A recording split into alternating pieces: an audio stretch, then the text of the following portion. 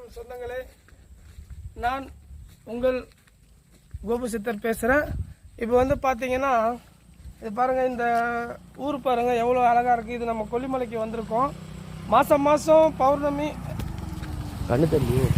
மாதம் அப்போ நம்ம வந்து மக்களுக்காக, பாதிக்கப்பட்ட மக்களுக்காக பூஜை செய்யக்கூடிய ஊர் இது.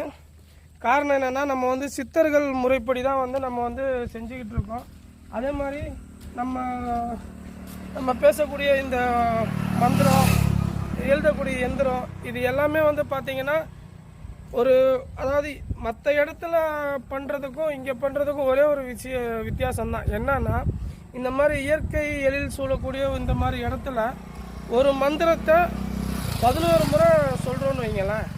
அது நார்மலாக நம்ம ஊர்லேயே வந்து 11 முறை சொல்லும்போது அது 11 முறை சொல்கிறதுக்கு உண்டான பலன் தான் கிடைக்கும்.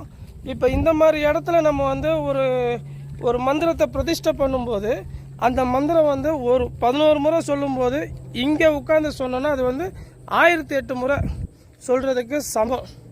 ஸோ அதனால் இங்கே வந்து நம்ம வந்து உட்காந்து ஒருத்தவங்களுக்குரிய பிரச்சனைக்கு நம்ம ஒரு எந்திரம் எழுதி அந்த எந்திரத்தை உரியேற்றி அதுக்குண்டான மந்திரம் சொல்லும்போது இங்கே வந்து நான் ஒரு 10,008 முறை சொன்னேன்னா உங்களுக்கு வந்து 1,08 முறை சொன்ன ஒரு பவர் உங்களுக்கு, அதாவது அந்த எந்திரத்துக்கும் உங்களுக்கு உண்டான பிரச்சனைக்கும் ஒரு நல்ல தீர்வு வந்து கிடைக்கும்.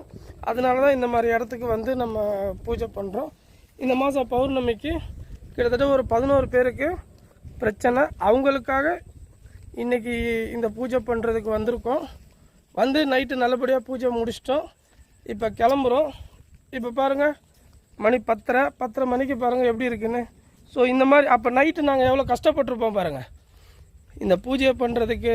அதாவது இப்போ கண்ணை மூடிக்கிட்டு இருக்கீங்களா, கண்ணை மூடுங்களேன். இந்த கண்ணை மூடிக்கிட்டு இருக்கும்போது எப்படி இருக்கும், இதே மாதிரி தான் கண்ணை திறந்தாலும் இருக்கும். அந்த மாதிரி ஒரு இருட்டுக்குள்ளே உட்காந்து ஒரே ஒரு தீப வெளிச்சத்தில் நம்ம வந்து மந்திரம் சொல்லி இதுக்குண்டான பிரச்சனைலாம் வந்து தீர்த்துக்கிட்டு இருக்கோம். ஸோ மக்களுக்கு எந்த பிரச்சனையாக இருந்தாலும் எதுவாக இருந்தாலும் எங்களை நம்பி வரலாம். உண்மையிலே உங்கள் பிரச்சனைக்கு உண்டான தீர்வு கண்டிப்பாக கிடைக்கும். அதே மாதிரி பார்த்தீங்கன்னா அவங்கவுங்க குலசாமியை வச்சு தான், நம்ம சும்மா அது இதுலாம் போய் சொல்கிறது இல்லை. அவங்கவுங்க குலசாமியை வச்சு அவங்கவுங்க குலசாமிக்கு என்ன பண்ணணுமோ அதை வச்சு பண்ணி தான் உங்கள் பிரச்சனையை தீர்த்துக்கிட்டு இருக்கோம்.